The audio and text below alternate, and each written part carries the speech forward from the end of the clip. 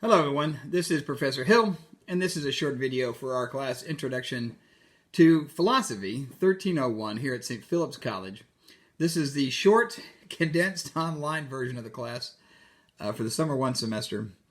And we're doing this all online. We're doing it in 5 weeks, so this is going to happen fast. This is Wednesday, the 12th of June, 2019, which means it's the Wednesday, the third day of our first week. This first week, we're introducing ourselves, and we're also getting our books, which is about philosophy by Wolf. And we're trying to get through chapter 1 and get into the routine or the habit of reading a chapter and then bringing those concepts, those definitions, into the case study or the questions that we're going to have. And we're going to answer the questions in the form of a short essay. And we're going to do this every Sunday, Wednesday, Sunday, Wednesday, Sunday, Wednesday. We're going to take those essays and drop them into a discussion. That way, we can see what other people are thinking about the same questions. And so what I want you to do is, as always, put yours in first. That's the important thing. So write your essay, drop it into the discussion, and then read through some of your classmates and comment on at least 2 of them. So not one, but at least 2. And some people comment on many more once they get rolling and into the questions. But the point is, in terms of meeting the assignment, you need to read the chapter, write your essay, post it into the discussion, read the other responses of your classmates, and comment on at least 2. And we're going to do that, as you can see from the schedule, which is posted Sunday, Wednesday, Sunday, Wednesday, until we get down to the last Sunday night for the last discussion, and then the following Wednesday, July the 10th, less than a month away now, is the final exam. And I'll also post that with plenty of time to make sure that you have a chance to see it, know what's coming, and for no other reason than to drive home the point that you really do need the book. I've had 1 or 2 more students say to me, "Are you sure I'm going to need the book?" And the answer to that is, yes, I'm sure you're going to need the book. So, if you've already got it or it's on the way and it's going to be here in the next day or 2, fine. You're all square.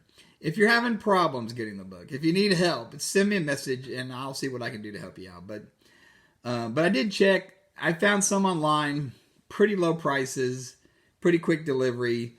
I know some people are struggling with this, but let me know if you need help.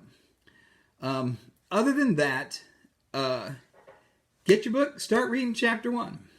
Now, in there, you're going to see a lot about Socrates, right? And kind of the first philosopher of the ancient Greeks. Because we get Socrates, Plato, Aristotle. But I can remember being a freshman and asking my professor then, I said, well, hold on a minute. I get it. Chapter 1, Socrates, but why ancient Greece? Why did philosophy begin there, not some other place? And he says, I don't know. Just shut up, read chapter 1. And I was like, well, that's not a terribly satisfying answer. But it turns out somebody kind of got us the answer to that question by trying to solve or unpack another related question. And so this is what happened. There's a professor named Jared Diamond, and he was doing some work in Papua New Guinea. When he was there, he was asked, why is it that there are some countries which are very advanced and have lots of technology and lots of wealth, and they make nuclear submarines and they have satellites in space, and there are other countries which are poor and developing and don't have any of these advantages in technology? Why is it that some countries are so advanced and others are not? Well, he says, I thought there'd be an easy and obvious answer, and then there wasn't. So he starts to try to figure this out. And he goes back to prehistory, to a time when there were human beings spread throughout the world, but they were all hunting and gathering in small groups. It was before civilization.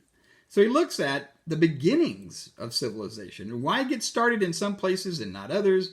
Essentially why some societies got a head start and started proceeding very quickly down this path of civilizations and others didn't. And the short answer is it comes down to geography.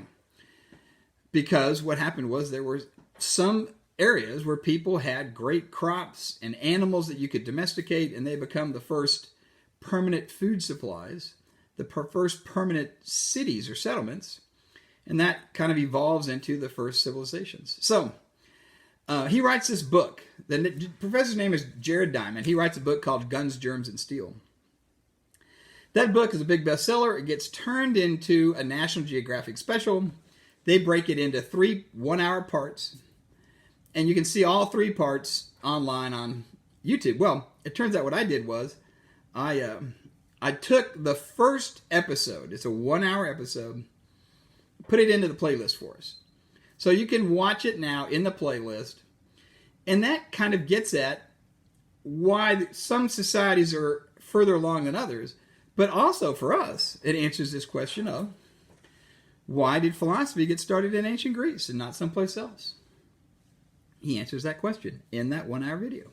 So, that might be helpful to you as you're reading about Socrates, as you're writing response, as you're thinking about Sunday night and getting your answer together. If you have other questions, let me know. And talk to you again tomorrow. Take care. Bye-bye.